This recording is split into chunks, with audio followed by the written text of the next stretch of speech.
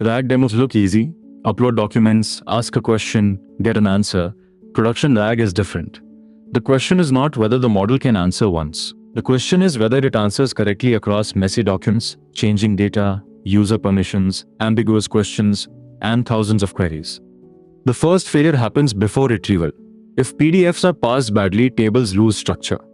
If documentation has duplicates, old policies compete with new ones. If HTML navigation is mixed into content, search retrieves noise. A RAG system can only retrieve what it has correctly stored. Rostered. Chunking is a quiet source of errors. If chunks are too small, they lose meaning. If chunks are too large, they contain unrelated ideas. If boundaries cut through a procedure, the answer misses key steps. Good chunking respects structure, headings, sections, code blocks, tables, and relationships between documents.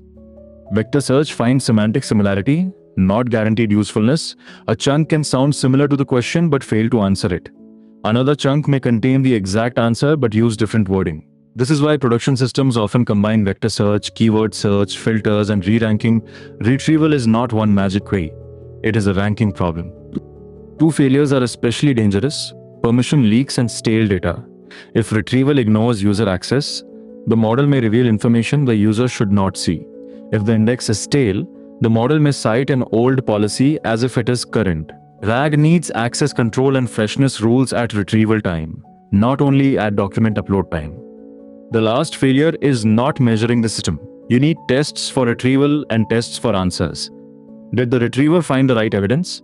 Did the answer use that evidence faithfully? Did it refuse when evidence was missing? Without evaluation, a RAG system can feel impressive while silently failing on the questions that matter.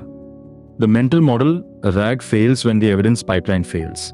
Fix the documents, chunking, retrieval, permissions, freshness, and evaluation before blaming the model. In the next lesson, we zoom into the engine behind semantic retrieval, vector embeddings. Thank you for watching.